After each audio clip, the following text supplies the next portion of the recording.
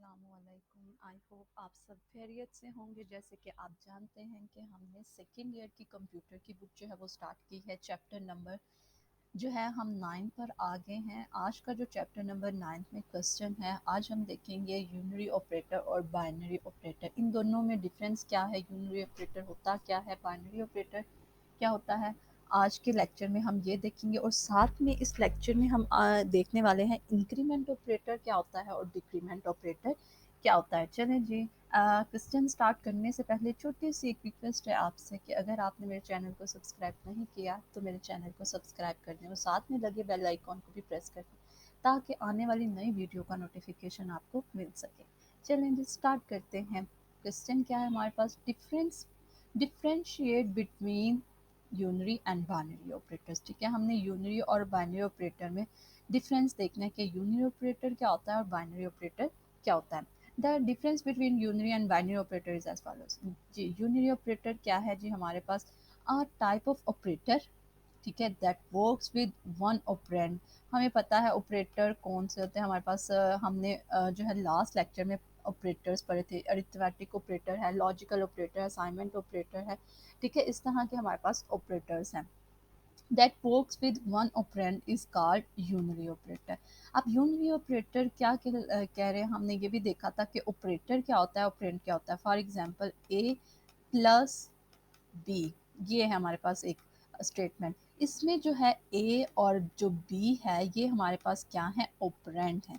जबकि प्लस का जो साइन है ये हमारे पास क्या कहलाता है, ऑपरेटर। ठीक है, ए और बी हमारे पास क्या है, ऑपरेंड है, और जो प्लस का सिंबल है वो क्या कहलाता है, ऑपरेटर कहलाता है। अब यूनरी ऑपरेटर क्या कह रहे हैं कि type of operator that works with one operand, कि जो एक ऑपरेंड के साथ काम करता है उसे हम क्या कहते हैं, unary operator. Example union operator की जो एक ऑपरेंड, यहाँ पे तो मैंने दो ऑपरेंड लिखे थे ना, तो वो कह रहे हैं जो एक ऑपरेंड के साथ काम करता है कोई भी ऑपरेटर। फॉर एग्जांपल ये है माइनस का है, तो ये क्या कहलाएगा, यूनरी ऑपरेटर। जो सिर्फ एक ऑपरेंड के साथ, मतलब ए प्लस बी में अगर लिखती हूँ तो मेरे पास ये क्या होता है, इसमें दो ऑपरेंड है, एक ये वाला ऑपरेंड है ए और एक दूसरा बी। वो कह रहे हैं कि सिर्फ एक ऑपरेंड के साथ जो काम करता है उसे हम क्या क्या कहते हैं, unary operator. Some unary operators are as follows. अच्छा जी, ऑपरेटर्स देख लेते हैं हमारे पास कौन कौन से हैं। माइनस का ऑपरेटर है, ये प्लस प्लस का, ये जो प्लस प्लस का ऑपरेटर है ना, ये इसका मतलब है कि ये सिर्फ एक दफ़ा वैल्यू को प्लस करेगा। फॉर एग्जांपल ए, ये प्लस प्लस लिखती हूँ तो इसका मतलब है ए में, फॉर एग्जांपल मैंने यहाँ ए रखा हुआ है, इसकी ए की वैल्यू जो है वो मैंने 10 रखी हुई है। तो इस लाइन का यूनरी ऑपरेटर का ये जो प्लस प्लस है, इसका ये मतलब नहीं कि आपने 2 टाइम्स जो है वो प्लस करना है। इसको लिखने का, यूनरी ऑपरेटर को लिखने का मेथड ये है कि प्लस प्लस जब आप लिखेंगे इसका मतलब है कि ये क्या है, यूनरी ऑपरेटर है, इसने एक दफ़ा ही प्लस करना है ए की वैल्यू में। ठीक है, और प्लस प्लस का मतलब है कि एक वैल्यू को, मतलब सिर्फ एक इंक्रीज होगा। ए की वैल्यू क्या है, 10 है, तो अब इस स्टेटमेंट के बाद ए की वैल्यू क्या हो जाएगी, 11। सिर्फ एक वैल्यू जो है वो इंक्रीज करता है। माइनस माइनस अगर मैं यहाँ पे लिखती हूँ ए माइनस माइनस, इसका मतलब है कि ए की जो भी वैल्यू है उसमें से सिर्फ एक वैल्यू को माइनस कर दो। मतलब अब मेरे पास ए माइनस माइनस की स्टेटमेंट रीड करने के बाद मेरे पास क्या वैल्यू आ जाएगी, ए इज इक्वल टू 9। ठीक है, प्लस प्लस का मतलब है कि ए की वैल्यू में सिर्फ एक नंबर का इंक्रीमेंट कर दो, और ए माइनस माइनस का मतलब है कि ए की वैल्यू में एक वैल्यू का डिक्रीमेंट करना, मतलब 10 थी वैल्यू अब 9 कर दो। प्लस प्लस का मतलब है 10 थी वैल्यू तो 11 कर दो, सिर्फ एक वैल्यू को प्लस करना है। ठीक है, the above operators are used with one operand. ठीक है, कह रहे हैं कि ये जो ऑपरेटर्स हैं वो एक ऑपरेंड के साथ इस्तेमाल होते हैं। ठीक है, ये देखिए माइनस ऑपरेंड एक ही है ना, ए जो है ये एक हमारे पास ऑपरेंड है, और ये क्या है, माइनस का साइन क्या है, ऑपरेटर है। ये इसकी एग्जांपल्स दी हुई हैं, एन प्लस प्लस, ठीक है, माइनस माइनस एक्स। ठीक है, ये हम देखेंगे कि ये फर्स्ट पे जब माइनस लगाते हैं तो उसका क्या मतलब है, जो बाद में लगाते हैं तो उसका क्या मतलब है। अभी आपको यूनरी ऑपरेटर का यूनरी ऑपरेटर को अंडरस्टैंड करें कि जो हम एक ऑपरेंड के साथ कोई भी ऑपरेटर लगाते हैं एक ऑपरेंड के साथ, वो क्या कहलाता है, यूनरी ऑपरेटर। अब देख लेते हैं जी बाइनरी ऑपरेटर्स क्या है। अ type of operator that works with two operands, ठीक है। अब ये देखिए बाइनरी ऑपरेटर क्या है। बाइनरी का मतलब कि टू ऑपरेंड्स जो के साथ जब हम कोई ऑपरेटर काम करेगा टू ऑपरेंड्स के साथ। ये देखिए अ type of operator that works with two operands, ठीक है। एक ऑपरेटर जो है टू ऑपरेंड्स के साथ काम करेगा तो वो क्या कहलाएगा, बाइनरी ऑपरेटर। मतलब टू ऑपरेंड्स होने चाहिए ए, और इसमें कोई भी ऑपरेटर हो सकता है। फॉर एग्जांपल मैंने अगर प्लस ले लिया है तो बी, ठीक है। अब इन्होंने कंडीशन बता दिया बाइनरी ऑपरेटर कब होगा, जब टू ऑपरेंड्स के साथ मिलकर ऑपरेटर काम करेगा तो वो क्या कहलाएगा, बाइनरी ऑपरेटर। अब हम ऑपरेटर्स जो हैं वो हमारे पास डिफरेंट टाइप्स के भी हैं। प्लस है, माइनस है, मल्टीप्लिकेशन है, डिवीजन है, मॉडुलस है, ग्रेटर देन है। हमने ऑपरेटर्स की जो है वो टाइप्स पढ़ी हुई हैं, ठीक है। लास्ट लेक्चर में आप देख सकते हैं कौन कौन से अरिथमेटिक ऑपरेटर, लॉजिकल ऑपरेटर था, रिलेशनल ऑपरेटर्स, ये सारे ऑपरेटर्स जो हैं वो हमने रीड किए हुए हैं। अब बाइनरी ऑपरेटर टू ऑपरेंड्स के साथ मिलकर जो ऑपरेटर काम करता है तो उसे हम क्या बोलते हैं, बाइनरी ऑपरेटर, ठीक है। इसकी एग्जांपल्स देख लें। क्या है हमारे पास थी ए प्लस बी, इसमें कितने ऑपरेंड हैं, एक दो ऑपरेंड है, ठीक है। ये जो ऑपरेटर है टू ऑपरेंड के साथ मिलकर काम कर रहा है तो ये क्या कहलाएगा, बाइनरी ऑपरेटर। यूनरी ऑपरेटर क्या था, एक ऑपरेंड के साथ मिलकर ऑपरेटर काम करता है तो वो क्या कहलाता है, यूनरी ऑपरेटर। जब दो ऑपरेंड आ जाएंगे तो उसका मतलब है वो हमारे पास क्या कहलाएगा, बाइनरी ऑपरेटर, ठीक है।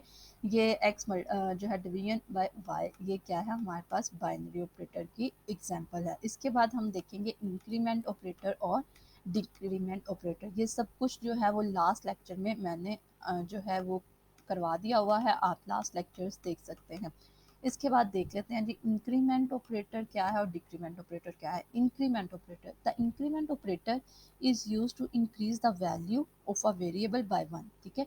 ये क्या इंक्रीमेंट ऑपरेटर क्या करता है कि ये वेरिएबल की जो वैल्यू होती है उसमें ए का इजाफा कर देता है, ठीक है। अब फॉर एग्जांपल मेरे पास एक वेरिएबल है बी, उसकी वैल्यू है उसमें 11 है, तो ये क्या करेगा, इंक्रीमेंट ऑपरेटर क्या करेगा, बाय वन, मतलब इस वेरिएबल की वैल्यू को क्या कर देगा, इस वेरिएबल की वैल्यू में, इस वेरिएबल की जो वैल्यू है उसमें ए का इजाफा कर देगा। मतलब बी है तो इसमें क्या हो जाएगा, 12। कैसे, it is denoted by the symbol. इसको इंक्रीमेंट ऑपरेटर को किससे डिनोट किया जाता है, प्लस प्लस से। अब ये देखें बी है तो यहाँ पे मैं अगर प्लस प्लस लिखती हूँ तो इसका ये मतलब होगा, ठीक है। सॉरी ये ठीक से नहीं लिखा गया, दोबारा से लिख लेते हैं। मेरे पास एक वेरिएबल बी है, ठीक है। अब इसके साथ इंक्रीमेंट ऑपरेटर मैंने यूज़ किया। इंक्रीमेंट ऑपरेटर का सिंबल आपको उन्होंने बता दिया है। इंक्रीमेंट ऑपरेटर का सिंबल कौन से वाला है, प्लस प्लस का, ठीक है। जब मैं बी के साथ प्लस प्लस लगाती हूँ, पहले मेरी बी की वैल्यू क्या थी, 11 थी। बी में क्या स्टोर था, 11 स्टोर था। जैसे ही बी में इंक्रीमेंट हुआ, प्लस प्लस आया, तो बी की वैल्यू क्या होगी, 12। इंक्रीमेंट ऑपरेटर ये हमने यूज़ किया ना। इंक्रीमेंट ऑपरेटर का मतलब हमने देखा है कि वो क्या करता है, वेरिएबल की जो भी वैल्यू होती है उसमें एक वैल्यू का इजाफा कर देता है, ठीक है। Variable by one, value of variable by one, increment the value of variable by one. Variable की जो भी वैल्यू होगी उसमें कितनी वैल्यूज़ का इंक्रीमेंट कर देगा, सिर्फ एक वैल्यू का। और उसका ऑपरेटर का जो साइन है वो क्या है, सिंबल क्या है, प्लस प्लस। मतलब हम बी प्लस प्लस लिखेंगे तो इसका मतलब है कि बी में जो भी वैल्यू है उसमें एक वैल्यू का इंक्रीमेंट हो जाएगा। मेरी बी में 11 वैल्यू थी, ये जब स्टेटमेंट रीड हुई तो मेरी वैल्यू क्या होगी, बी में 12 होगी, ठीक है। It is a unary operator, ठीक है। अभी हमने ऊपर देखा कि ये क्या है, हमारे पास यूनरी ऑपरेटर है। प्लस प्लस क्या है, हमारे पास यूनरी ऑपरेटर है and works with single variable, ठीक है। और ये काम किसके साथ करता है, अभी हमने यूनरी ऑपरेटर के बारे में देखा कि प्लस ये इस तरह जो है ये हमारे पास यूनरी ऑपरेटर था और किसके साथ काम करता है, वो सिर्फ सिंगल वेरिएबल के साथ काम करता है। देख लेंगे, मैं यहाँ पे मैंने प्लस बी या दूसरा वेरिएबल यूज नहीं किया। The increment operator can not increment the value of constant and expression. अब इस लाइन का क्या मतलब है कि इंक्रीमेंट ऑपरेटर हमारे पास कौन सा है, प्लस। प्लस जो है ये हमारे पास इंक्रीमेंट ऑपरेटर है। ये कांस्टेंट के साथ, मतलब कांस्टेंट हमारे पास क्या होता है, 1 2 में से कोई भी वैल्यू डिजिट्स जो है वो कांस्टेंट है, इनके साथ जो है वो काम नहीं करता। फॉर एग्जांपल अब 10 प्लस प्लस लिखती हूँ तो आप बोलेंगे कि ये तो एक वैल्यू को इंक्रीज करेगा, अब मेरी वैल्यू क्या आनी चाहिए 11। नहीं, जो इंक्रीमेंट ऑपरेटर है वो ना तो कांस्टेंट के साथ वर्क करता है ना ठीक है, कांस्टेंट के साथ नहीं काम करता, और किसके साथ, एक्सप्रेशन। एक्सप्रेशन जो है वो हमने लास्ट लेक्चर में भी देखा, इस पे एक पूरा लेक्चर है, आप वो देख सकते हैं। अच्छा जी, एक्सप्रेशन क्या है हमारे पास, for example A plus B है एक मेरे पास एक्सप्रेशन, ठीक है, ये क्या बन जाता है, एक्सप्रेशन बन जाता है। अब ये क्या है, इस पूरे एक्सप्रेशन के साथ भी क्या है, ये काम इंक्रीमेंट ऑपरेटर काम नहीं करता। अब इस फॉर एग्जांपल इस तरह है ना, इंक्रीमेंट ऑपरेटर का मैं सिंबल यूज़ करती हूँ, तो ये एक्सप्रेशन के साथ भी काम नहीं करता। इंक्रीमेंट ऑपरेटर जो है वो सिर्फ किसके साथ काम करता है, सिंगल वेरिएबल के साथ, ना तो कांस्टेंट के साथ वर्क करता है और ना ही एक्सप्रेशन के साथ। ये मैंने आपको कांस्टेंट की एग्जांपल दे दी और ये जो है स्टेटमेंट की एग्जांपल दे दी, ये इन दोनों के साथ काम नहीं करता, मतलब इसकी वैल्यू को इंक्रीमेंट नहीं करता और ना ही कांस्टेंट की वैल्यू को इंक्रीमेंट करता है, ठीक है।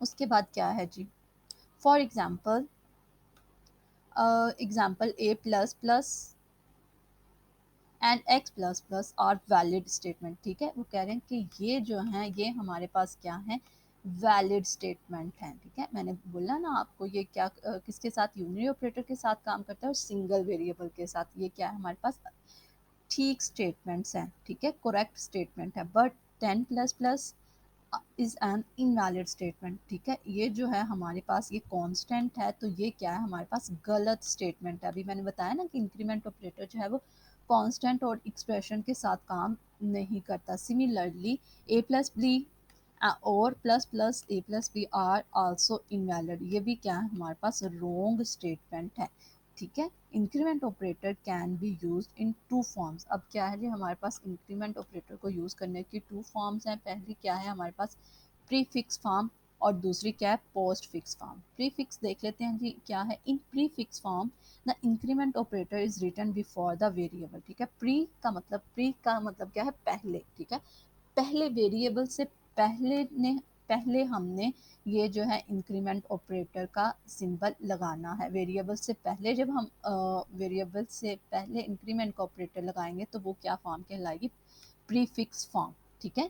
ये देखिए अब ये क्या थे, वेरिएबल से पहले जो भी, फॉर एग्जांपल ये है मेरे पास ए प्लस प्लस ए, तो ये मेरे पास क्या है, प्रीफिक्स के वेरिएबल से पहले जो है वो इंक्रीमेंट ऑपरेटर लगाया, यूज़ किया गया है, ठीक है। ये क्या, प्री का मतलब होता है ना पहले, तो वेरिएबल से पहले जब हम इंक्रीमेंट का ऑपरेटर लगाएंगे तो वो क्या कहलाएगी, प्रीफिक्स फॉर्म, ठीक है। The above line increments the value of variable by one. अब ये लाइन क्या शो कर रही है कि ए की जो भी वैल्यू होगी उसमें किसका, एक का इजाफा कर देगा। फॉर एग्जांपल ए में जो है वो 10 था, तो अब एक, ये इस वाली स्टेटमेंट रीड करने के बाद अब मेरे पास ए में क्या वैल्यू आ जाएगी, 11, ठीक है। Variable by one, Y by one, ठीक है, वैल्यू को इंक्रीज करती है, एक वैल्यू को इंक्रीज करती है। उसके बाद क्या जी, postfix form. In postfix form the increment operator is written after the variable, ठीक है। पोस्ट का मतलब है बाद में, ठीक है, पोस्ट के मतलब बाद में, जो वेरिएबल के बाद आप इंक्रीमेंट ऑपरेटर लगाएंगे तो वो कौन सी फॉर्म कहलाएगी, पोस्ट फिक्स फॉर्म कहलाएगी, ठीक है। जो इंक्रीमेंट से पहले ऑपरेटर यूज़ करते हैं, जो हम वेरिएबल से पहले इंक्रीमेंट का ऑपरेटर यूज़ करते हैं वो प्रीफिक्स फॉर्म कहलाती हैं, और जो वेरिएबल के बाद में यूज़ करते हैं इंक्रीमेंट का ऑपरेटर तो वो क्या कहलाती है, पोस्ट फिक्स फॉर्म। मतलब ए, अब मैं इस तरह लिखूंगी, इसका भी वही मतलब है कि इसने ए की वैल्यू में एक वैल्यू का इजाफा करना है। ए में अगर 10 था तो इस स्टेटमेंट के बाद मेरे पास ए की क्या वैल्यू आ जाएगी, 11 वैल्यू आ जाएगी, ठीक है। ये इस लाइन का मतलब है। अब डिफरेंस देख लेते हैं जी, prefix and postfix form में क्या डिफरेंस है, ठीक है।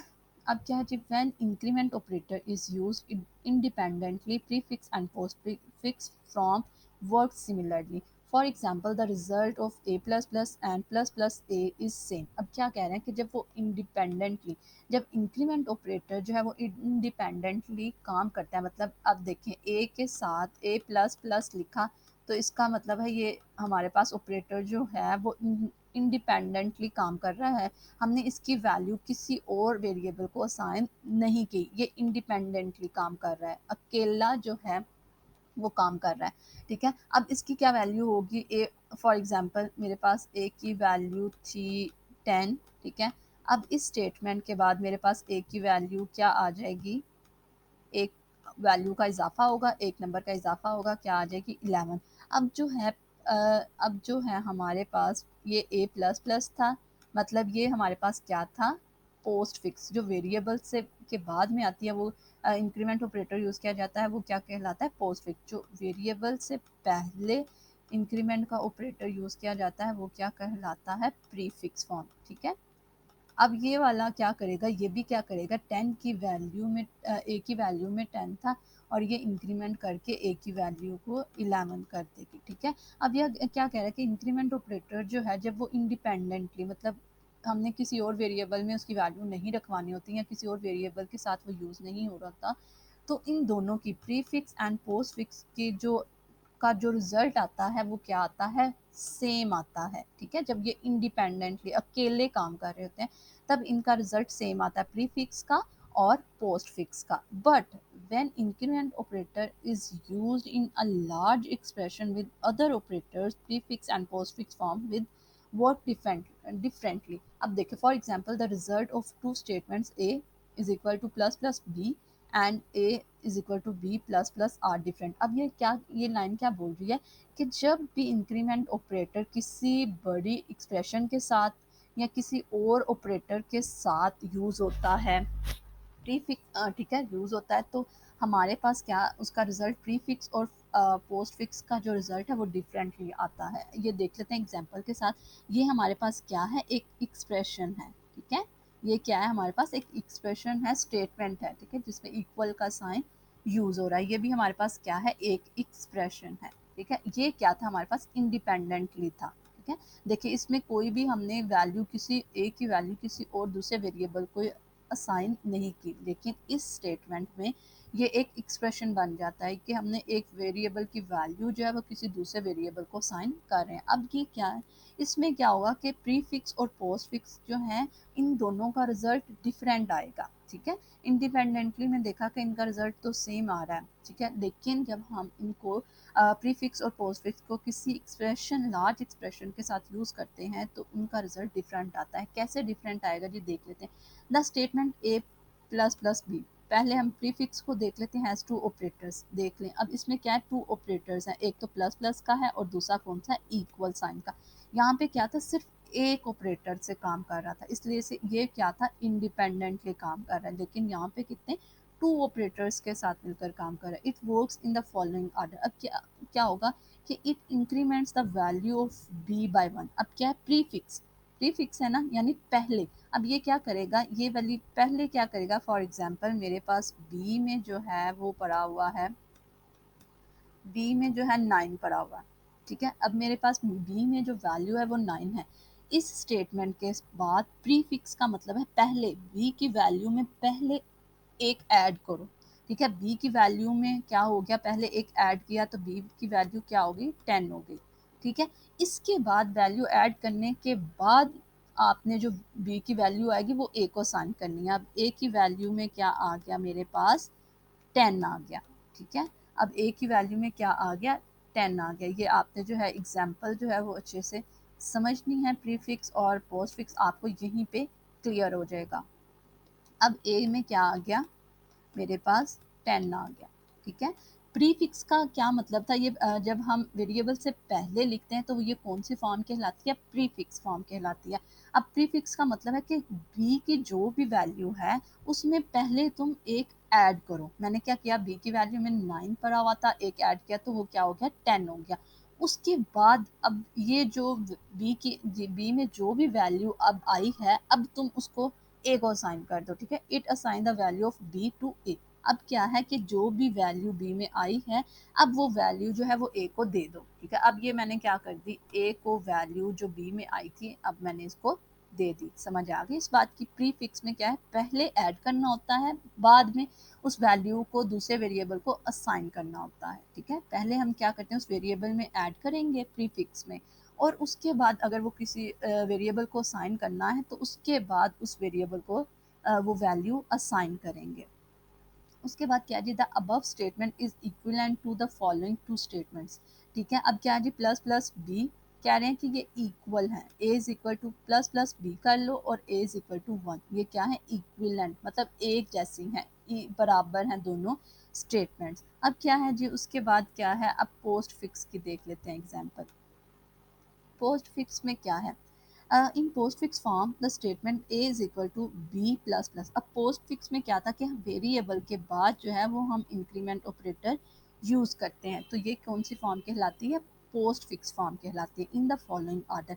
अब इसमें क्या होगा, it assign the value of B to A. अब इसमें इसमें क्या होगा कि पहले ये क्या करेगा, फॉर एग्जाम्पल हमारे पास बी में क्या पड़ा हुआ है, 9 ही पड़ा हुआ है, ठीक है, बी में क्या पड़ा हुआ है, 9 पड़ा है। अब ये क्या करेगा, पहले वैल्यू देगा, बी में जो पड़ा हुआ है सबसे पहले वो वैल्यू दे देगा ए को, ए में चला गया क्या, 9, ठीक है। और उसके बाद जब ये देखे, पहले बी लिखा हुआ था ना, इसका मतलब है कि बी जो में जो भी वैल्यू वो ए को असाइन कर दो, ठीक है। इसमें पहले क्या था, प्लस प्लस का साइन था, कि प्लस प्लस का साइन क्या था कि पहले बी में वो एक प्लस ऐड करो, उसके बाद जो वैल्यू आएगी वो बी को दे दोगे, ठीक है। इसमें क्या है कि पहले क्या आ रहा है, बी आ रहा है, बी में जो भी वैल्यू है वो आपने पहले किसको दे देनी है, असाइन कर देनी है ए को। मैंने ए को असाइन कर दी, इसके बाद ए को तो असाइन कर दी, अब इसके बाद क्या होगा, बी की वैल्यू में ए का इंक्रीमेंट होगा। अब बी में क्या आ जाएगा, 10, ठीक है। बी की वैल्यू पहले क्या 9 थी, अब क्या हो जाएगी, ए का इंक्रीमेंट हो जाएगा और अब वैल्यू क्या आ जाएगी, 10। अब देख लें, अब दोनों के रिजल्ट में फ़र्क देख लें। इसमें ए की वैल्यू जब हमने प्रीफिक्स फॉर्म में रिजल्ट कैलकुलेट किया तो हमारे पास वैल्यू क्या आई, 10। और जब हमने पोस्ट फिक्स स्टेटमेंट ली तो उसमें वैल्यू क्या आ रही है, एक ही डिफरेंट, दोनों का रिजल्ट डिफरेंट आ रहा है ना, ये बात आपने याद रखनी है। जब प्री फिक्स में होता है पहले वैल्यू को उस वेरिएबल में ऐड किया जाता है, देन उसको किसी दूसरे वेरिएबल को असाइन किया जाता है। लेकिन पोस्ट फिक्स में क्या होता है कि पहले उस वेरिएबल की वैल्यू को असाइन कर दिया जाता है दूसरे वेरिएबल को, उसके बाद उस दूसरे वेरिएबल की वैल्यू में उस वैल्यू को एक का इजाफा किया जाता है। समझ आ गई, ये देखिए, पहले पहले क्या लिखा हुआ था, प्लस प्लस, मतलब पहले बी की वैल्यू में एक प्लस कर दो, इसमें क्या था, फिर इस वैल्यू को जो है ए को असाइन करना। इसमें क्या था कि पहले क्या आ रहा है, बी, बी को पहले ए असाइन कर दो, ठीक है, बी की जो भी वैल्यू है वो ए को असाइन कर दो पहले, उसके बाद क्या करो, उसमें एक वैल्यू का इंक्रीमेंट कर दो, ठीक है। ये बात जो है वो आपने अगर नहीं समझ आ रही, एक दफ़ा फिर से लेक्चर जो है सुने, आपको इंशाल्लाह जो है समझ आ जाएगी। ये इंक्रीमेंट और जो है हमारे पास प्री फिक्स्ड फॉर्म और पोस्ट फिक्स फॉर्म में क्या फ़र्क है, ये एक दफ़ा सुनेंगे आप, आपको इंशाल्लाह समझ आ जाएगी। उसके बाद क्या है जी, हमारे पास डिक्रीमेंट का, डिक्रीमेंट ऑपरेटर जैसे इंक्रीमेंट था, मतलब प्लस प्लस एक वैल्यू का जो है वो एडिशन होता है। अब डिक्रीमेंट में क्या है, डिक्रीमेंट यानी डिक्रीज करना है, तो इसमें क्या होगा, वेरिएबल में जो भी वैल्यू पड़ी होगी उस वैल्यू को एक कम कर देंगे, ठीक है, उसको डिक्रीमेंट कर देंगे, डिक्रीज हो जाएगी एक वैल्यू। अब क्या है, decrement operator is use to determine the value of a variable by 1, ठीक है। अब ये क्या करता है, फॉर एग्जांपल ए में पड़ा हुआ है हमारे पास 11 है, ठीक है, ए में क्या पड़ा हुआ है, 11। अब डिक्रीमेंट ऑपरेटर क्या करेगा, ए की वैल्यू को क्या कर देगा, 10 कर देगा। डिक्रीमेंट ऑपरेटर है, डिक्रीज कर देगा। उसमें इंक्रीमेंट ऑपरेटर में क्या था, एक वैल्यू को इंक्रीज कर देता है। अब डिक्रीमेंट ऑपरेटर में क्या है, उस एक मतलब वैल्यू में से एक वैल्यू को डिक्रीज कर देगा, माइनस कर देगा। उसमें क्या था, एक वैल्यू को प्लस कर देता है, इसमें क्या है कि एक वैल्यू को माइनस कर देगा, बस एक वैल्यू को, मतलब 11 में से जो है एक माइनस कर देगा, मतलब 11 माइनस 1 कर देगा, तो हमारे पास क्या है, 10 आ जाएगा। ये डिक्रीमेंट ऑपरेटर था, जबकि इंक्रीमेंट ऑपरेटर में क्या है जी, वो 11 में एक प्लस कर देगा तो हमारे पास इंक्रीमेंट ऑपरेटर बन जाएगा। इट इज़ डिनोटेड बाय, इसको किस सिंबल से डिनोट किया जाता है, ये माइनस माइनस के सिंबल से। ये सिंबल क्या कहलाता है, decrement operator. It is a unary operator, इसको हम यूनरी ऑपरेटर भी बोलते हैं। डिक्रीमेंट ऑपरेटर है माइनस माइनस के, ये एक वैल्यू को डिक्रीज कर रहा है। It is a unary operator and works with single variable, ठीक है। ये क्या है, हमारे पास एक यूनरी ऑपरेटर है, ऊपर अभी हमने स्टार्ट में यूनरी ऑपरेटर के बारे में देखा था। ये हमारे पास क्या है, यूनरी ऑपरेटर है जो किसके साथ काम करता है, सिंगल वेरिएबल के साथ काम करता है। जिस तरह इंक्रीमेंट में सारी रिक्वायरमेंट्स थी, ठीक है, सारी statements same as it is जो है वो डिक्रीमेंट ऑपरेटर में भी है। बस इसमें फ़र्क ये है कि वो एक वैल्यू का इंक्रीमेंट करता है, इसमें क्या है कि एक वैल्यू को डिक्रीज कर देता है, कम कर देता है। The decrement operator can not decrement the value of constant and expression. जैसे हमने ऊपर देखा था कि डिक्रीमेंट ऑपरेटर इंक्रीमेंट ऑपरेटर भी जो है उस वो क्या, वो operator can not decrement the value, ठीक है, कांस्टेंट की वैल्यू को डिक्रीज नहीं करता और ना ही एक्सप्रेशन की वैल्यू को डिक्रीज करता है। देख लेते हैं example. For example a minus minus and x minus minus are valid statement, ठीक है, ये क्या है, हमारे पास करेक्ट स्टेटमेंट है कि एक वेरिएबल के साथ जो है वो काम कर रहा है। बट ये क्या है, हमारे पास 10 क्या है, कांस्टेंट है, इज एन इनवैलिड स्टेटमेंट। अभी हमने पढ़ा है ना कि डिक्रीमेंट ऑपरेटर जो है वो कांस्टेंट की और एक्सप्रेशन की वैल्यूज़ को डिक्रीज नहीं करता। और ये हमारे पास क्या कहलाएगी, इनवैलिड, मतलब गलत स्टेटमेंट कहलाएगी। सिमिलरली ए प्लस बी, ये अब मेरे पास क्या है, ए प्लस बी जो है ये क्या है, हमारे पास एक एक्सप्रेशन है।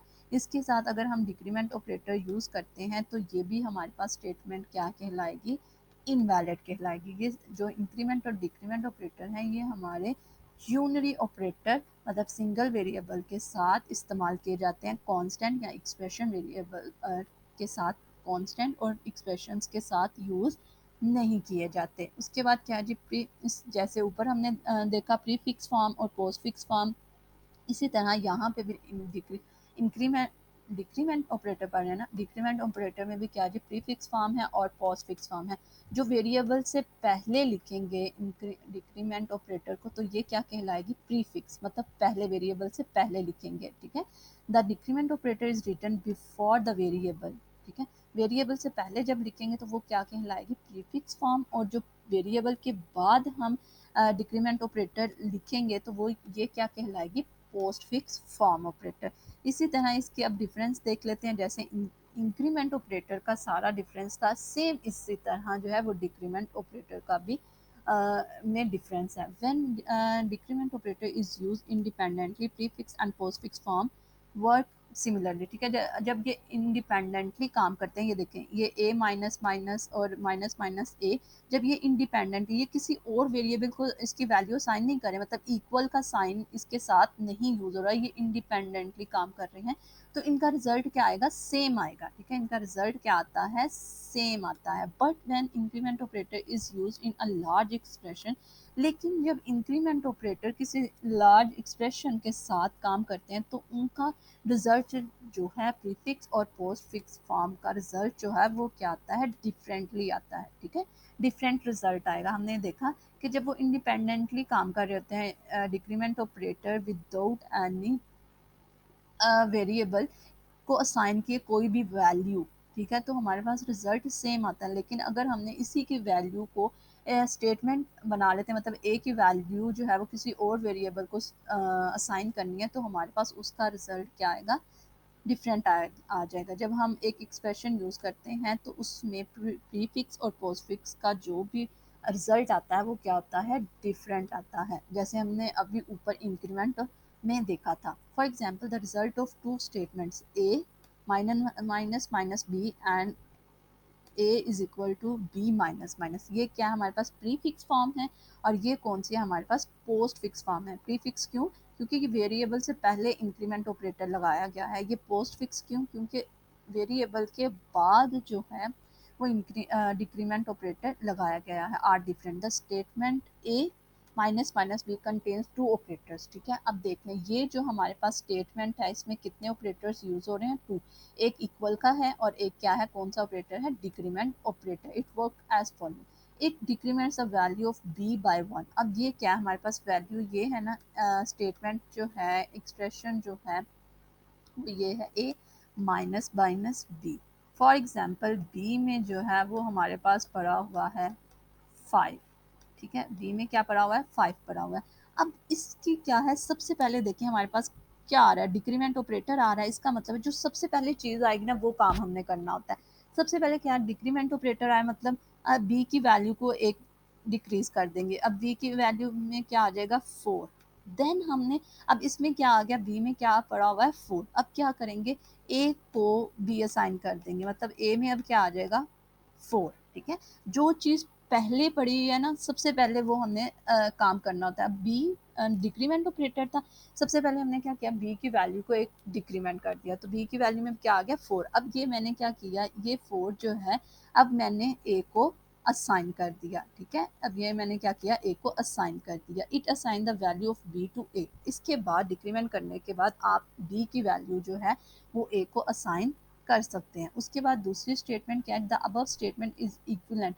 ठीक है, वो कह रहे हैं ये दोनों स्टेटमेंट जो है वो इक्विवेलेंट है, माइनस माइनस बी और A is equal to B. देखें, अब बी में और इसकी वैल्यू जो इक्वल नहीं है, बी में भी 4 पड़ा हुआ है, अब ए की वैल्यू भी क्या है 4 है। उसके बाद क्या जी, इन पोस्ट फिक्स फॉर्म, अब प्री फिक्स तो देख लेना, अब पोस्ट फिक्स फॉर्म में क्या होता है, A is equal to B minus minus works in the following order. अब क्या है, बी में हमारे पास क्या था, बी में 5 पड़ा हुआ है, ये वैल्यू ठीक है 5 पड़ा हुआ है। अब ये क्या करेगा कि सबसे पहले, अब देखिए ये मेरे पास स्टेटमेंट है ना, अब देखिए सबसे पहले क्या लिखा हुआ है, बी लिखा हुआ है, मतलब बी जो है सबसे पहले मैंने ए को असाइन कर देना। बी में जो भी वैल्यू है वो मैंने ए को सबसे पहले असाइन कर देनी। बी में क्या वैल्यू है 5 पड़ी हुई है, तो मैंने क्या कर दी, बी की वैल्यू कर दी, ए को असाइन कर दी। उसके बाद मैंने क्या किया, बी की वैल्यू में ए का डिक्रीमेंट कर दिया। अब बी की वैल्यू कितनी हो गई, 4 होगी। ठीक है, अब क्या होगी, बी की वैल्यू 4 होगी। ठीक है, ये दो लाइन का यही मतलब है कि it assign the value of B to A, कि पहले बी की वैल्यू जो है पहले लिखा हुआ, पहले प्रीफिक्स में क्या था कि माइनस माइनस आता था, इसलिए बी की वैल्यू को एक डिक्रीमेंट करते थे। जबकि इसमें पोस्ट फिक्स में क्या आता है, पहले बी आता है उसके बाद डिक्रीमेंट ऑपरेटर आता है। तो हमने क्या करना है, पहले बी की वैल्यू ए को साइन कर दी, उसके बाद क्या करेंगे, हम बी की वैल्यू में से ए का डिक्रीमेंट कर देंगे। अब मैंने बी की वैल्यू में 5 था पहले पड़ा हुआ, तो अब मैंने क्या कर दिया 4 कर दिया। अब देखिए दोनों का प्रीफिक्स का, ये प्रीफिक्स का रिजल्ट है और पोस्ट फिक्स का ये रिजल्ट है, दोनों का क्या है डिफरेंट है। जब ये किसी लार्ज एक्सप्रेशन के साथ मिलकर प्रीफिक्स और पोस्ट फिक्स काम करते हैं तो हमारे पास रिजल्ट डिफरेंट आता है, लेकिन जब ये इंडिपेंडेंटली काम करते हैं, इंडिपेंडेंटली मतलब किसी एक वेरिएबल के साथ मिलकर काम करते हैं, तो हमारे पास रिजल्ट जो है दोनों का सेम आता है। ठीक है, दोनों का, इन दोनों का रिजल्ट सेम होगा, लेकिन जब ये एक एक्सप्रेशन के साथ मिलकर काम करते हैं तो इन दोनों का रिजल्ट क्या आता है, डिफरेंट आता है। आई होप आपको आज के लेक्चर की समझ आ गई होगी। अगर कहीं पे आपको समझ नहीं आ रही तो आप कमेंट सेक्शन में पूछ सकते हैं, नहीं तो लेक्चर को थोड़ा सा पीछे करके आप दोबारा से देख सकते हैं कहाँ से आपको समझ नहीं आई। दुआओं में याद रखिएगा। अल्लाह हाफिज़।